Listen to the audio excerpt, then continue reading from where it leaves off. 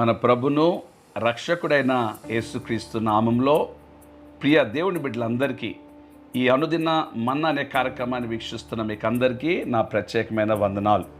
ఈ దినమున దేవుడు మనకిచ్చిన వాక్యమును నేను చదువుతాను, జాగ్రత్తగా వినండి. మీరు కూడా బైబిల్ ఓపెన్ చేసి చూడండి. ఓకే, యెషయా 23వ అధ్యాయం 18వ వాక్యము, అందులో 4వ లైను నేను చదువుతాను, జాగ్రత్తగా చూడండి. యెహోవా సన్నిధిని నివసించు వారికి సంతుష్టి ఇచ్చు భోజనము అని ఉంది. ఓకే, ఆ తర్వాత ప్రశస్త వస్త్రములు ఉంది, ఆ తర్వాత పట్టణపు లాభం ఉంది.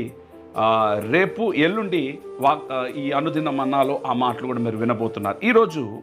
ఈరోజు మీరు వింటున్న మాటలు ఏంటిదంటే, నివసించు వారికి సంతుష్టినిచ్చు భోజనం. ప్రియమైన దేవుని బిడ్డలారా, భోజనం అంటే దేవుని వాక్యం, ఆహారం. మనం తినే భోజనం కాదు.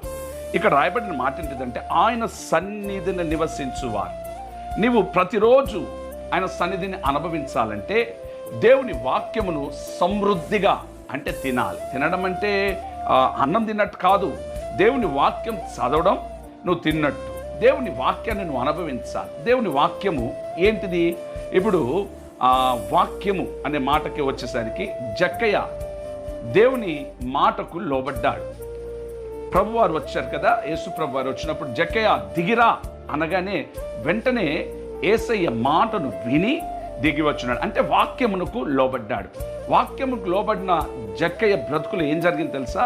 యేసు జక్కయ్య ఇంటిలోనికి వచ్చాడు. ఈరోజు నువ్వు వాక్యము చదివినా, వాక్యం విన్నా, ప్రతిరోజు యేసయ్య నీ గుండె గుడిలో, నీ ఇంట్లో యేసయ్య ఉంటారు. ఇది నీకు శుభమును కలగచేసే మాట. ఉండడం మాత్రమే కాదు, జక్కయ్య నీవు కూడా అబ్రాహాము కుమారుడవే అంటాడు. అటువంటి వాగ్దానమును నీవు కూడా సొంతం చేసుకోవాలని ప్రియమైన దేవుని బిడ్డ, ఈ మాట నీ గుండెలో నువ్వు ఉంచుకున్నట్లయితే నిశ్చయంగా దేవుడు కార్యాలు జరిగిస్తాడు. వాగ్దానము, ఆయన వాక్కును నీకు దానంగా ఇచ్చాడు కదా. యెహోవా నా కాపరి, నాకు లేమి కలుగదు, నా సన్నిధి నీకు తోడుగా వచ్చును. ఎన్నో వాక్యాలు ఉన్నాయి కదా. గనుక ఆయన వాక్యం, ఆయన ఆహారం, జీవాహారం. ఆయన మాటల్లో సంతోషం ఉంది, ఆయన మాటల్లో లాభం ఉంది, ఆయన మాటల్లో ఆనందం ఉంది. నిశ్చయగా జక్కయ్య కుటుంబానికి ఏ రక్షణ దేవుడు ఇచ్చున్నాడు, ఏ కాపుదలు ఇచ్చి జక్కయ్య ఇంటిలోనికి అడుగు పెట్టున్నాడు. నా ప్రభు కూడా నువ్వు ఆహ్వానించినట్లయితే నీ ఇంటిలోనికి నా ప్రభు వచ్చును గాక.